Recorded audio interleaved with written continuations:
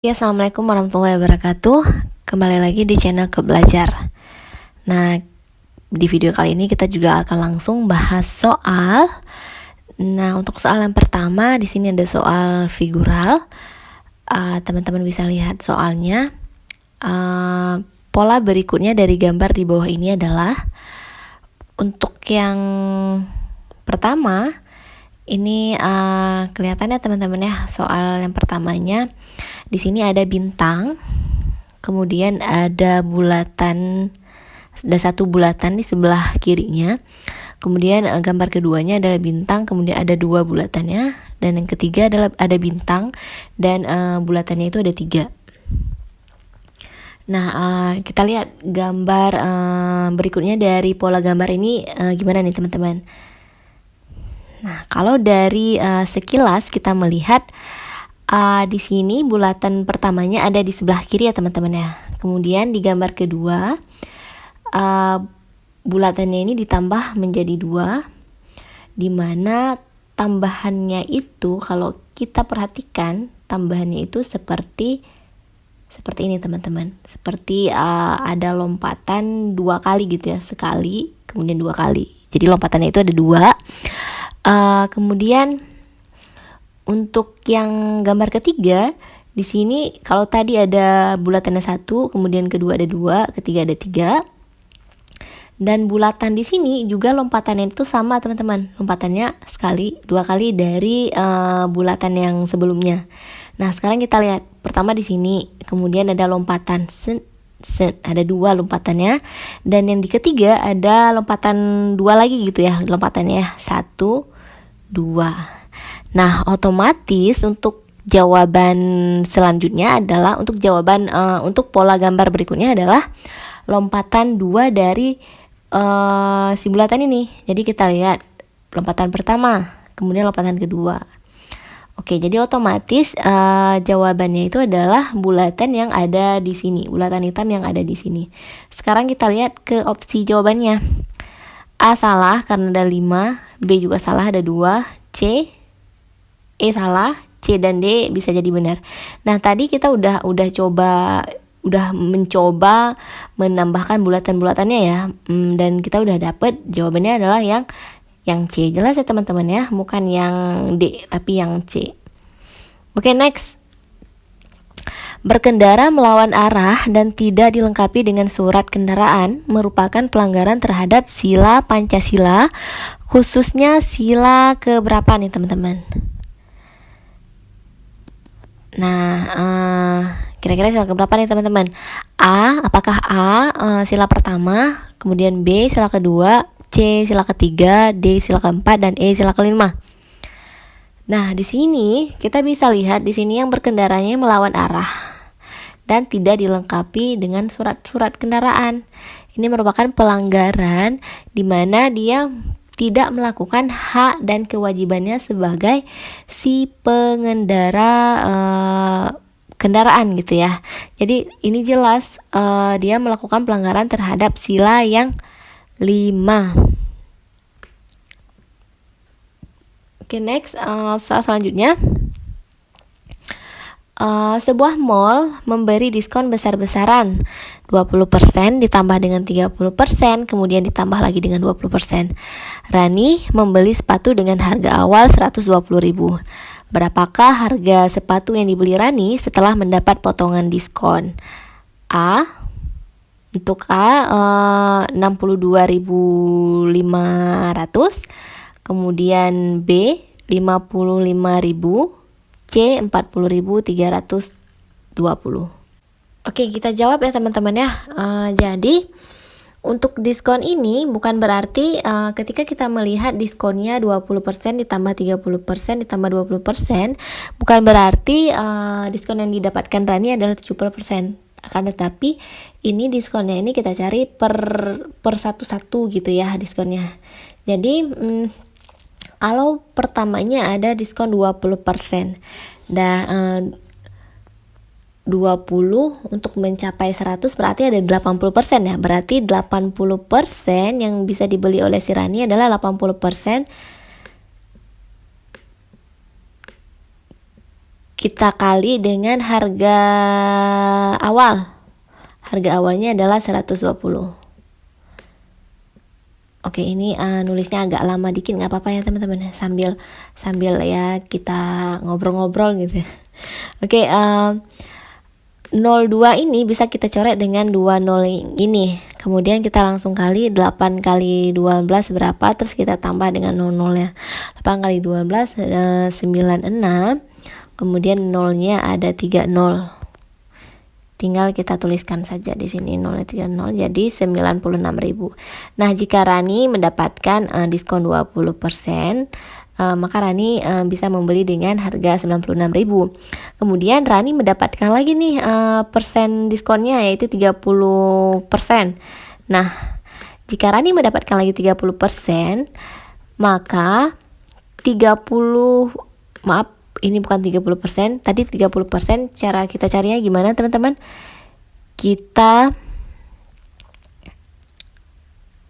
Kalau 30% berarti untuk mencapai angka 100 berarti 70 ya. Nah, makanya jangan kebalik ya teman-teman ya. Berarti di sini kalau dia dapat 30%, berarti yang kita cari 70% aja langsung ya, cara cepatnya. Nah, 70 per 100 kita kali dengan harga yang tadi yang sudah didiskon dengan 20%. Berapa? 96. Oke, 96.000.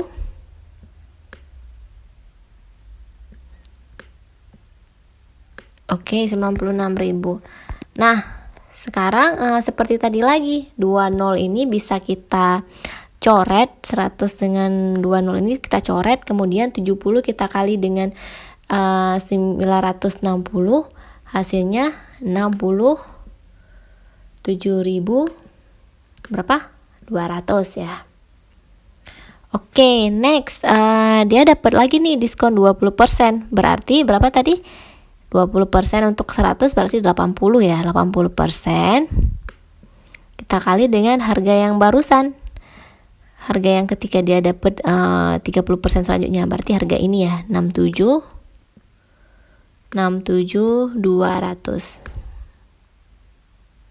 Oke, berapa? Ini bisa kita coret lagi sama seperti tadi, 20 nanti kita coret, kemudian kita langsung kalikan. Jawabannya adalah 43.200. Oke, jawabannya adalah yang C ya teman-teman ya. Berapakah harga sepatu yang dibeli Rani setelah mendapat potongan diskon 20% ditambah 30% tambah 20% adalah 40.320 rupiah. Oke, next. Dengan mengikuti aturan pemerintah untuk melaksanakan pemberlakuan pembatasan kegiatan masyarakat atau PPKM, maka setiap individu telah berusaha menjaga serta melindungi orang lain.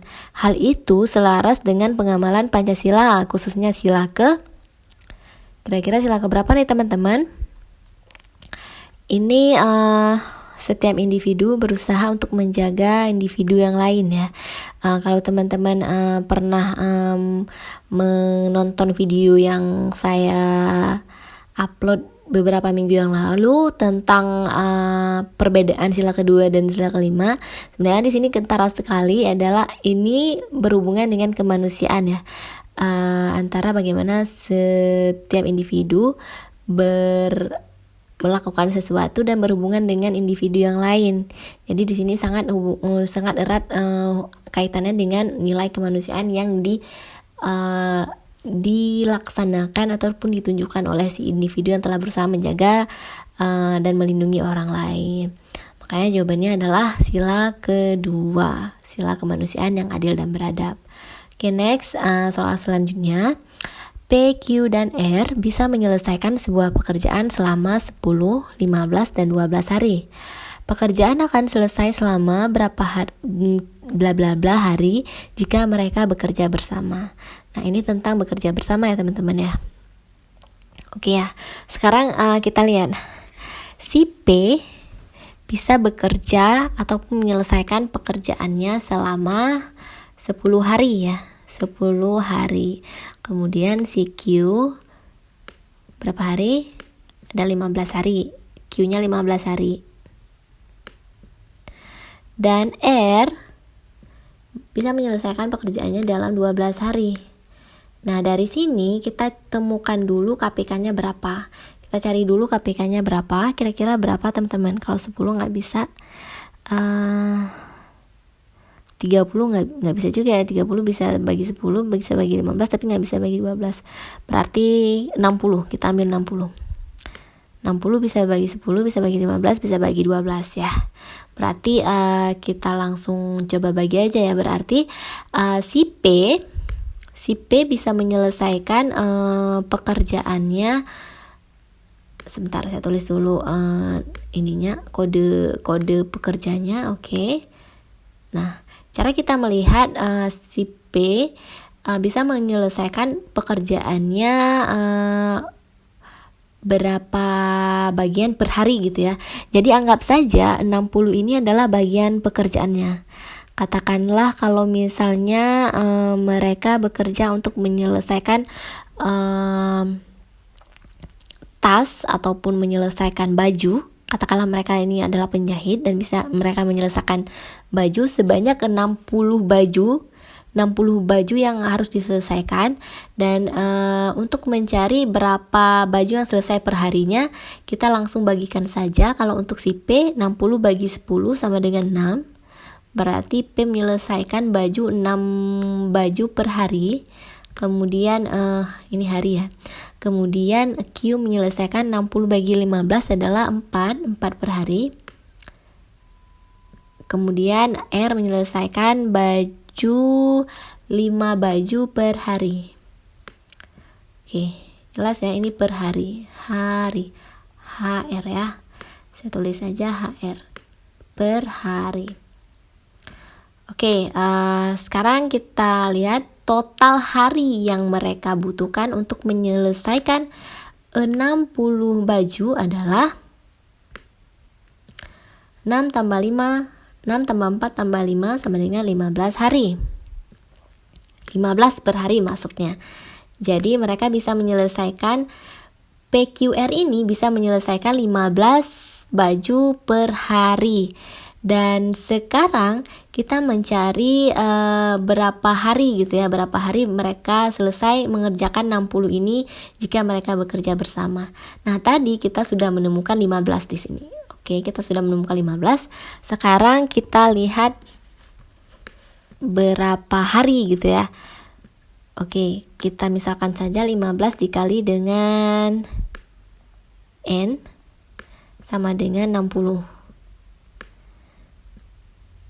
Nah, ini tadi total dalam sehari mereka mengerjakan baju. Dan jika ada 60 baju yang harus mereka selesaikan, berarti berapa hari akan memakan waktu?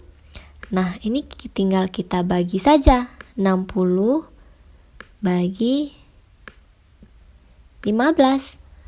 Jadinya berapa hari, teman-teman? 4. Nah, jawabannya adalah 4 hari. Nah, gitu teman-teman ya. Oke, next. Wow, panjang sekali soalnya. Oke, saya baca dulu. Persidangan terhadap X yang menjabat sebagai Menteri A terkait pemberian izin budidaya dan ekspor benih lobster telah memasuki babak akhir. Jaksa penuntut umum Komisi Pemberantas Korupsi menuntut X dengan hukuman 5 tahun penjara dan denda sebanyak 400 juta rupiah. Subsider 6 bulan kurungan gitu ya. Kemudian jaksa mengatakan X menerima suap senilai 77.000 US dollar dan 24,6 miliar rupiah, atau secara total uang yang diterimanya mencapai 25,7 miliar rupiah dari pengusaha terkait pemberian izin budidaya dan ekspor benih lobster tersebut. Nah, jika kebijakan X selama ini terus berlanjut, maka akan berdampak buruk bagi lingkungan dan tidak akan meningkatkan kesejahteraan nelayan serta merugikan negara hingga triliunan rupiah. Kebijakan X tersebut merupakan salah satu pelanggaran terhadap nilai-nilai pengamalan ini ya. Nilai-nilai pengamalan Pancasila, khususnya sila yang dilambangkan dengan apa ini, teman-teman? Nah, sekarang kita buktikan dulu ini dia melanggar sila keberapa. Nah, sebanyak ini soal. Dan kalau teman-teman ingat, saya pernah bilang di video yang cara cepat menjawab kalau soal hot yang seperti ini, sebenarnya teman-teman bisa langsung fokus ke bagian akhir-akhir dari kalimat. Nah, jadi ini sebagai pembuka pembicaraan. Kemudian sebenarnya yang intinya itu adalah di sini. Nah, inti apa yang dilakukan oleh si X ini ya, menteri A ya. Oke, kita lihat sekarang. Dia tadi katanya memberikan izin budidaya ekspor benih terhadap pengusaha, dan kemudian dia disuap. Adanya penyuapan di sini ya. Dia menerima uang sebanyak 25,7 miliar dari pengusaha untuk ini. Jadi di sini jelas sekali ada yang dilakukan oleh si X ini adalah, jadi di sini jelas sekali yang dilakukan oleh X ini adalah sesuatu yang melanggar sila 5, ya nggak sih? Karena di sini dia menyalahgunakan wewenangnya dan merugikan orang lain, merugikan khalayak ramai, gitu ya. Jadi jelas sekali di sini dia melanggar sila kelima, sehingga di sini juga meningkatkan tidak meningkatkan. Jadi semakin adanya di sini kesenjangan antara orang yang berkuasa dan yang tidak berkuasa. Jadi kalau sila kelima, nah lambang dari sila kelima itu kira-kira apa nih teman-teman? Sila kelima lambangnya adalah padi dan kapas. Oke, padi dan kapas. Jadi teman-teman nanti bisa cek lagi lambang-lambang Pancasila. Jadi ini model baru ya, nggak ditanya lagi sila keberapa, tapi ditanya sila keberapa berdasarkan lambang apa. Oke, next, bela negara terdapat dalam Undang-Undang 1945, yaitu pada pasal berapa? Nah, di sini opsi yang ada ABC, dan kita bahas dulu satu-satu. Kalau pasal 24 ini tentang kehakiman ya teman-teman. Pasal 27 ya, ini dia pasal 27 tentang bela negara. Sedangkan pasal 31 itu membahas tentang pendidikan ya teman-teman. Pasti teman-teman udah hafal banget nih pasal-pasal ini. Oke, next, Andi seorang pelamar CPNS di salah satu daerah. Kemudian setelah mengikuti tes ia lolos PG dan dinyatakan lanjut ke SKB. Andi kemudian mencari cara bagaimana langkahnya mulus untuk menjadi CPNS. Andi kemudian mendatangi salah satu pejabat untuk diminta bantuan dalam tes SKB. Bahkan Andi siap memberikan dana puluhan juta kepada pejabat itu. Kemudian pejabat itu menyetujui dan berusaha akan membantu Andi. Hal ini tentu tidak akan membuat bangsa Indonesia merasa kemajuan yang merata dalam masyarakatnya.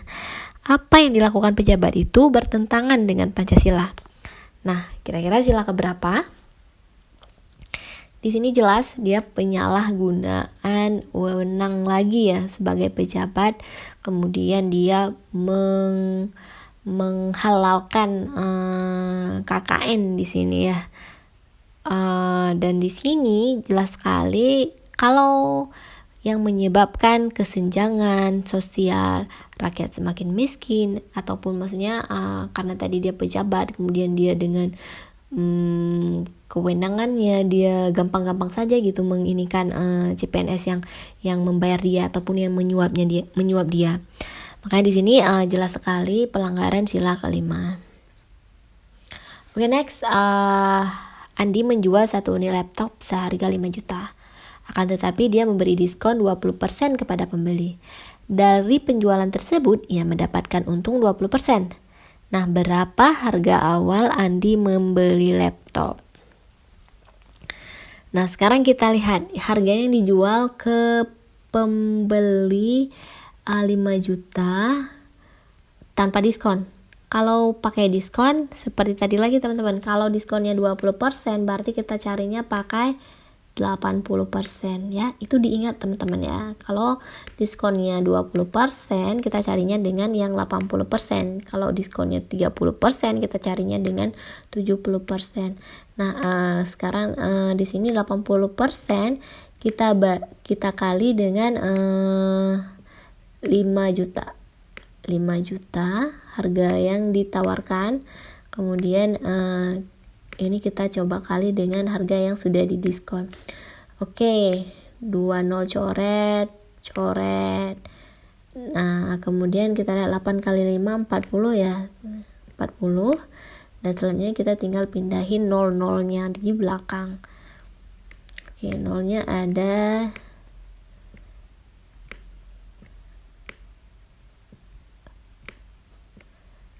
Nah, jadinya 4 juta yang dijual. Nah, sekarang kita lihat yang ditanyakan adalah berapa harga awal dari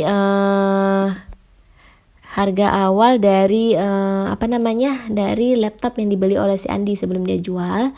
Nah, harga awalnya jika di sini jelas kita melihat ada untung ya. Untung berarti lebih dari 100% yang dia beli ya. Kalau lebih dari 100 berarti 120%. Kita langsung tuliskan 120/100. Kemudian kita kalikan dengan harga yang dia jual. Sebentar. Nah, untung berarti 120/100. Kita nih mau cari harga awalnya ya, berapa harga awalnya dengan harga yang sudah dia jual setelah si pembeli mendapatkan diskon ya. Oke. Berarti harga awal di sini kita misalkan dengan N ya. Jelas ya di sini teman-teman, kita misalkan harga awalnya dengan N. Nah, sekarang kita coret-coret dulu nih. Ini bisa dicoret ke sini, ini bisa ke sini. Kemudian kita tuliskan N 4 juta. N-nya 4 juta ya. N-nya 4 juta.